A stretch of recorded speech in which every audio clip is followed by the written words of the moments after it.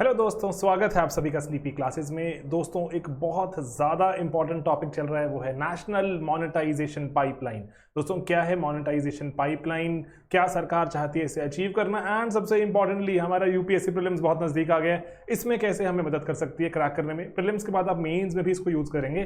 ठीक है दोस्तों, चलिए रैपिडली शुरू करते हैं। मैं आपको कुछ इंपॉर्टेंट पॉइंट्स बताने वाला हूँ। सबसे पहले दोस्तों, जो मोनेटाइजेशन पाइपलाइन है, सबसे पहले आपको बात जाननी है कि यहाँ पर जो this M stands for monetisation. इसका मतलब क्या हुआ कि जो हमारे एग्जिस्टिंग, जो हमारे पास कुछ एसेट्स हैं, सरकार ने कुछ प्रॉपर्टीज बनाई हैं over a period of time, कि जैसे पिछले कुछ सालों में सरकार ने कुछ इंडस्ट्रीज बनाई, कुछ स्टेडियम्स बनाए, कुछ पावर ट्रांसमिशन की लाइंस बनाई, बहुत कुछ बनाया।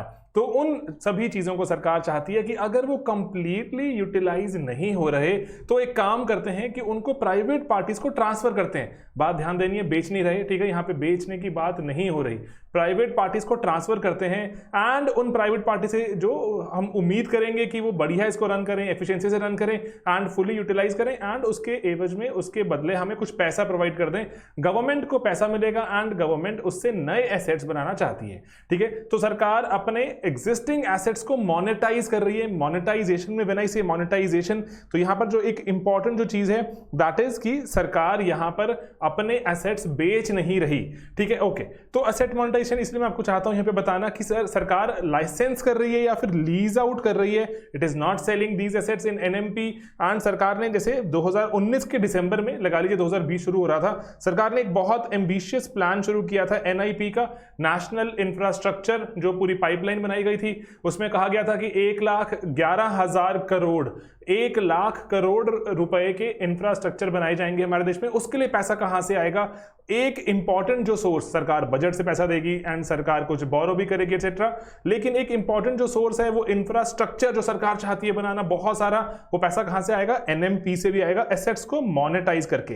ठीक है, मोनेटाइज समझ गए? आपकी सिंपल सी परिभाषा क्या है? सरकार कह रही है कि बहुत सारे हमारे पास एसेट्स पड़े हैं जिनका कैपिटल अनलॉक किया जा सकता है। आइडल मतलब अभी थोड़े से ऐसे वेहले पड़े हैं, थोड़े फारक पड़े हैं, अभी उनको यूज किया जाए एंड उससे कुछ पैसा आएगा, अगर तो पैसे से नए एसेट्स बनाए जाएं। सरकार ये बात कर रही है। बहुत सिंपल है, बहुत कॉम्प्लिकेटेड तरह से पढ़ाया जाता है, लेकिन बहुत सिंपल है। इसको थोड़ा मैं जो चाहता हूं कि लेयर बाय लेयर इसको अनफोल्ड करें। ओके, देन दोस्तों की जो एसेट मोनेटाइजेशन की साइकिल है, बहुत सरल साइकिल, इसको समझेंगे अगर आप। ये पूरी रिपोर्ट है जो 88 पेजेस की रिपोर्ट है, बहुत बड़ी रिपोर्ट नहीं है, बस उसको रैपिडली, लेकिन मैंने समराइज करने की कोशिश की आपके लिए यहाँ पर, कि सरकार कह रही है मेरा कुछ एग्जिस्टिंग एसेट बेस है, जो मैंने कुछ एसेट्स बनाए over a period of time, and then उस एसेट बेस को सरकार चाह रही है कि मैं उसको मोनेटाइज करूं, कि दैट मींस लाइसेंस आउट कर दूं, लीज आउट कर दूं प्राइवेट पार्टीज को, वो मुझे कुछ पैसा देंगे, उस पैसे से जो प्रोसीड्स आएंगे, जो पैसे से मैं नया इंफ्रास्ट्रक्चर जो बिल्ड करूं।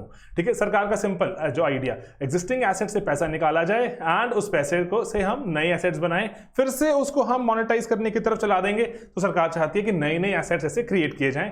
Not a bad idea. Okay, then दोस्तों की इसमें सरकार ने एक आइडिया दिया, हम कोर एसेट्स की बात करेंगे। कोर एसेट्स, ठीक है, सरकार ने यहां पे 2 वर्ड्स यूज किए, मैं आपको समझाऊंगा दोनों वर्ड्स। ठीक है, पहले कोर एसेट्स कौन से होते हैं दोस्तों? कोर एसेट्स वो वाले एसेट्स हैं जो किसी भी बिजनेस ऑब्जेक्टिव के लिए बहुत इंपॉर्टेंट, एकदम सेंट्रल है।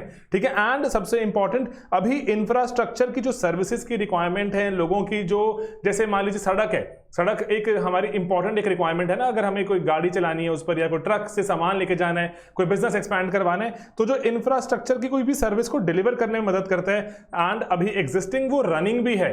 ऐसा नहीं कि मैंने सोचा वो यहां सड़क बनाएंगे, या फिर यहां पर एक जो ट्रेन की लाइन बिछेगी, या फिर यहां पर अभी बिजली की तारें बिछने वाली हैं, ट्रांसमिशन लाइंस आएंगी, नहीं, ऐसा नहीं, अभी एग्जिस्टिंग है, रनिंग है। सरकार कह रही है कि उन कोर एसेट्स को ही हम मोनेटाइज करने की बात कर रहे हैं। दैट मींस दूसरा जो यहां पे इंपॉर्टेंट जो टर्म हमारे पास आती है, दैट इज ब्राउन फील्ड। ठीक है दोस्तों, तो इस बात को भूलिएगा मत। ब्राउन फील्ड मतलब जो ऑलरेडी बन चुके हैं, रनिंग हैं। ठीक है, एक होता है ग्रीन फील्ड, मतलब सरकार कह रही है कि ये खाली मैदान है, यहां पर आके आप बना लीजिए कुछ। ठीक है, ग्रीन फील्ड प्रोजेक्ट है, नया प्रोजेक्ट खुद बनाइए, एयरपोर्ट खुद बनाइए, power transmission lines. Brown field मतलब एग्जिस्टिंग है, उसको आप डेवलप कीजिए, आप उसको रन कीजिए, एंड उससे पैसा आए, आप उस पैसे को भी आप अपने पास रखिए, हमें एक बार कुछ प्रोसीड दे दीजिए या कुछ हिस्सा दे देना उस पैसे से जो आएगा। ठीक है, तो इसीलिए सरकार के जो कोर इंफ्रा जैसे जो roads and railways already running है, पाइपलाइंस, टेलीकॉम, अर्बन जो बहुत सारा infrastructure, warehouses and power transmission lines, seaports. लेकिन नॉन कोर में कौन से आ जाते हैं? लैंड इंपॉर्टेंट है, सरकार की जो लैंड है उसको आप जो कोर में मत मानिए, एंड बिल्डिंग्स। ठीक है, बिल्डिंग जो इनको भी हम नॉन कोर में ही शामिल करते हैं, बात बस ध्यान देने वाली है। ठीक है, यूपीएससी हमसे सवाल पूछ सकता है कि कोर नॉन कोर में, क्या लैंड कोर में आती है? जी नहीं सर, लैंड कोर में नहीं आती। ठीक है, गलती नहीं करेंगे वाली। एंड देन इसलिए अगर हम एक यहाँ पे क्विक देखें तो जो कोर एसेट्स कौन से मोनेटाइजेशन के लिए, जो कि अभी रेवेन्यू जनरेटिंग है। ठीक है, currently they are revenue generating, important बात है। एंड या फिर जो सब्सटैंशियली जिनमें फैसिलिटीज कंप्लीट हो गई हैं, ऐसा नहीं है कि अभी आधे अधूरे हैं। तो सिंपल दो शब्दों में इसको कहा जाए तो दीज आर ब्राउन फील्ड। ठीक है, तो ब्राउन फील्ड एक इंपॉर्टेंट वर्ड था यहाँ पर, तो ब्राउन फील्ड हम नहीं भूलेंगे। ग्रीन फील्ड मतलब बिल्कुल बुनियाद से, शुरुआत से शुरू करेंगे। ब्राउन फील्ड मतलब बन चुके हैं, रनिंग भी हैं, एंड इसीलिए आप फ्यूचर में प्राइवेट पार्टीज को कहा गया आप इसको लीजिए एंड इसको ऑगमेंट कीजिए, बढ़ाइए। ठीक है, एसेट बेस में यहाँ पर एक मैं आपको जो जितनी भी जो चेकलिस्ट दी गई हमें, वो मैं आपको कंप्लीट यहाँ पे समराइज की है कि कौन से हम एसेट बेस को अभी करने वाले हैं मोनेटाइज। रोड्स भी हैं, पावर की ट्रांसमिशन भी है, पावर जनरेशन, दैट मीन्स जो हमारे बहुत सारे हो सकता है कि हमारे पावर प्लांट्स, पावर जो हमारे जो डैम्स एक्सेट्रा, जनरेशन भी है, ट्रांसमिशन जो तारें बिछी होती हैं, जो पूरी पावर ट्रांसमिशन की लाइंस लगी होती हैं, वो भी मोनेटाइज करने की बात हो रही है। एयरपोर्ट्स भी हैं तो पोर्ट्स भी हैं, टेलीकॉम टावर्स। ठीक है, टेलीकॉम टावर्स के बाद ऑप्टिकल फाइबर केबल, हमारे यहाँ पे लाखों किलोमीटर ऑप्टिकल फाइबर केबल है, यूज कीजिए उसको, अपना कुछ इंटरनेट वगैरह जो सुविधाएं पहुंचाइए, कुछ पैसा चार्ज कीजिए, सरकार को पैसा भी दीजिए, लोगों तक सुविधाएं पहुंचाइए। रेलवे स्टेशन, रेलवे ट्रैक, ठीक है, स्टेशन अलग हैं, ट्रैक अलग है, बात ध्यान देने वाली, जैसे पावर ट्रांसमिशन अलग है एंड जनरेशन अलग। नेचुरल गैस की पाइपलाइन भी है, पेट्रोलियम एंड प्रोडक्ट्स की पाइपलाइन भी है। वेयर हाउसेज, बात ध्यान देने वाली है, वेयर हाउसेज भी सरकार के बहुत सारे एग्जिस्ट करते हैं, उनको भी मोनेटाइज करने की बात की गई है। एंड इंक्लूडिंग की स्पोर्ट्स स्टेडियम, सरकार कह रही है जो 6 बहुत बड़े स्टेडियम्स हैं हमारे पास, उनको भी हम चाहते हैं मोनेटाइज करना है, प्राइवेट पार्टीज रन करें एंड अकॉर्डिंगली जनता को बेहतर सुविधाएं दें, और सरकार को एक बार कुछ पैसा भी ट्रांसफर होगा, जिससे सरकार नई एसेट्स बनाएगी। ठीक है, बढ़िया। एंड देन जो फ्रेमवर्क बहुत ही सिंपल है कि यहां पर अगेन जो रिपीट किया गया है बार बार पूरी रिपोर्ट में कि सिर्फ राइट्स ट्रांसफर हो रहे हैं, कि इसको यूज कौन कर सकता है, ओनरशिप ट्रांसफर नहीं हो रही, ओनरशिप सरकार के पास ही रहेगी। एंड जो जितने जैसे 20 साल 30 50 60 साल जितने साल के लिए ओनरशिप ट्रांसफर या फिर जो हक ट्रांसफर हुआ था प्राइवेट पार्टी को, वो अंत में वापस सरकार के पास ही आएगा। एंड देन ब्राउन फील्ड है, डी रिस्क एसेट्स हैं। डी रिस्क मतलब ऐसे एसेट्स नहीं है कि जिसमें बहुत रिस्क इन्वॉल्व है कि फ्यूचर में चलेगा या नहीं चलेगा, दैट मीन ऑलरेडी रनिंग, या फिर जो पोटेंशियल सॉलिड रखने वाली चीजें हैं, जिनमें जो स्टेबल रेवेन्यू स्ट्रीम्स हैं, रेवेन्यू स्ट्रीम है, पैसा आ रहा है, प्राइवेट पार्टी को थोड़ा डरने की जरूरत कम है। ठीक है, थोड़ा मत डरे, प्राइवेट पार्टी आए, अट्रैक्ट हो। ठीक है, तो इसीलिए जो यहां पर जो पार्टनरशिप अग्रीमेंट्स वगैरह बनाकर, परफॉर्मेंस स्टैंडर्ड्स वगैरह रखकर सरकार चाहती है काम को शुरू करना। ठीक है, अच्छे को सिंपल टर्म्स है, हमें प्री में काम आएंगी। एंड देन 2 मॉडल्स यूज करने की बात की गई है, एक तो डायरेक्ट कॉन्ट्रैक्चुअल और एक स्ट्रक्चर्ड फाइनेंसिंग। बिल्कुल सिंपल है, देखो वर्ड्स बहुत हाई फाई हैं, लेकिन जो इनके जो पीछे आइडिया बहुत ही सिंपल है। जो डायरेक्ट कॉन्ट्रैक्चुअल दोस्तों क्या होता है कि इसमें अगर मैं आपसे जो सिंपल शब्दों में समझाऊं कि आपको ये जो एसेट मैं ट्रांसफर कर रहा हूं, आप इस एसेट को जो ऑपरेट कीजिए एंड ऑपरेट करके जनता को बढ़िया सुविधाएं दीजिए। फॉर एग्जांपल रोड है, रोड चल रही है, उसमें खड्डे ना बने कुछ, है ना, और जो बढ़िया ट्रैफिक फ्लो चलता रहे। एंड कभी आप इसमें जैसे कुछ अगर लेट्स से कि जो गड्ढे वगैरह बन भी जाते हैं तो उनको आप अच्छे जो टाइम से आप फिल कर दें, ताकि ट्रैफिक मूवमेंट इंफ्रास्ट्रक्चर हमारा सॉलिड रहे। ठीक है, तो उसके बाद आप ट्रांसफर कर देंगे, तो ये है आपने कॉन्ट्रैक्ट कर दिया। देन उसके ये तो हो गया ना, किसी पार्टी को मैंने जो आगे डायरेक्ट कॉन्ट्रैक्चुअल अग्रीमेंट में आ गया कि आप इस रोड को बनाएंगे, इस एयरपोर्ट को बनाएंगे, इस एयरपोर्ट की कैपेसिटी में अभी 2 हमारे पास एयर स्ट्रिप्स हैं, आप 2 से 5 कर देंगे। ठीक है, ये तो हो गया हमारा डायरेक्ट कॉन्ट्रैक्चुअल, पार्टीज को हमने दे दिया डायरेक्टली। देन होता है स्ट्रक्चर्ड फाइनेंसिंग, कि मैंने एक बड़े किसी ट्रस्ट को, जैसे हमारे देश में दोस्तों, हमारे देश में नए नए आइडियाज आ गए हैं, जैसे इन्वेट्स, है ना, इन्वेट्स हैं कि हमारे देश में जैसे क्या कर रहे हैं, फॉर एग्जांपल जैसे यूएस वगैरह में तो real estate investment trust, REITs, है ना, इन्वेट्स वगैरह, ये तो बहुत टाइम से हमारे देश में रिसेंटली आए, तो 2014-15 में शुरुआत मानी गई इनकी। तो जैसे होता क्या है, फॉर एग्जाम्पल लेट्स से कि हमने कोई आईटी पार्क बनाया, आईटी पार्क में बहुत सारी मैंने बिल्डिंग्स बना दी कि आइए, कंपनीज को बोला मैंने यहाँ पे अपने ऑफिसेस खोलिए एंड नए नए प्रोडक्ट्स बनाइए, जो भी प्रोडक्ट्स बनाइए दुनिया भर में प्रोडक्ट्स बेचिए, लोगों को एम्प्लॉयमेंट भी मिलती है।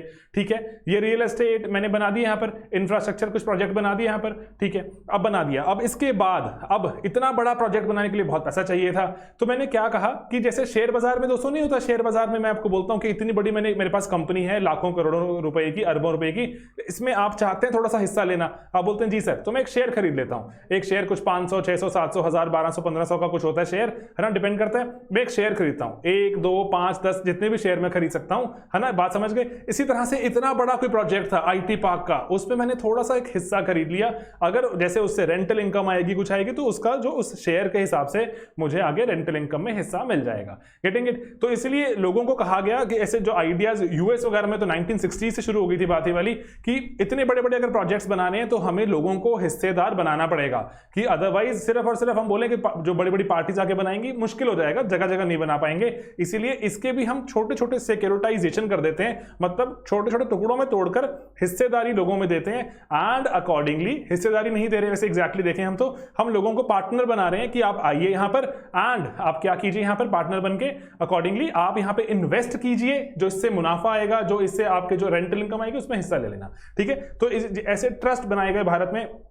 अभी 2014-15 में शुरुआत हो गई थी भारत में। अभी जैसे जो इन्वेस्ट चल रहे हैं एक REIT भी आ चुके हैं, तो वो उनको भी यहाँ पर इवन जैसे बड़े बड़े सोवरन वेल्थ फंड्स होते हैं, सरकारें बहुत अमीर होती हैं कई बार, वो भी चाहती हैं कि इन्वेस्ट करना।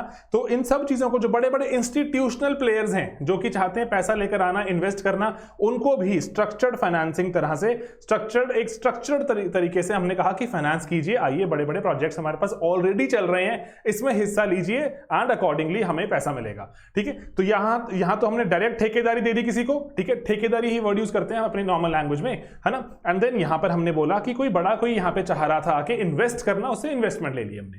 Getting it? तो दो तरह से मॉडल्स हैं, तो इसको अगर डिटेल में जैसे आप चाहें देखना तो यहां पर जो हमारी नीति की रिपोर्ट में लिखा हुआ है, पेज 30 समथिंग या 39 समथिंग पेज पर है, 88 पेज की रिपोर्ट है, मैं आपको पहले बताया, तो वहां पर पूरा बताया हुआ कि अगर डायरेक्ट कॉन्ट्रैक्चुअल मोड है, जनरली यहां पर जो एसेट है आपका कि डेवलपर या किसी इन्वेस्टर्स एंड जो पीरियोडिक पेमेंट्स रहती हैं कि जैसे जैसे हिस्सा आता रहता है आप आगे आपको पे करते रहते हैं, अप फ्रंट भी पे कर सकते हैं आपको। ठीक है, एंड जनरली PPP स्टाइल में ये चलता है। यहां पर क्या होता है कि जो स्ट्रक्चर्ड फाइनेंसिंग वाले में यहां पर एसेट्स की जो पूल ऑफ इन्वेस्टर्स को, जो हम अपने एक पूल ऑफ इन्वेस्टर्स को यहां पर सप्लाई कर देते हैं कि आप आइए यहां पर इससे में हिस्सा लीजिए एंड अप फ्रंट पेमेंट मिल जाती है। इसमें जैसे हमारा infrastructure investment trust, real estate investment trust, asset backs जो सिक्योरिटाइजेशन, जो ABS, वैसे अगर आपको शायद याद हो, मॉर्टगेज बैक्ड सिक्योरिटाइजेशन, कभी सर्च कीजिएगा ऐसे, अभी आपको शायद नहीं पता होगा। 2008 में जो फाइनेंशियल क्राइसिस हुआ था दुनिया में, वो जो MBS से ही शुरू हुआ था। ओके, चलिए, तो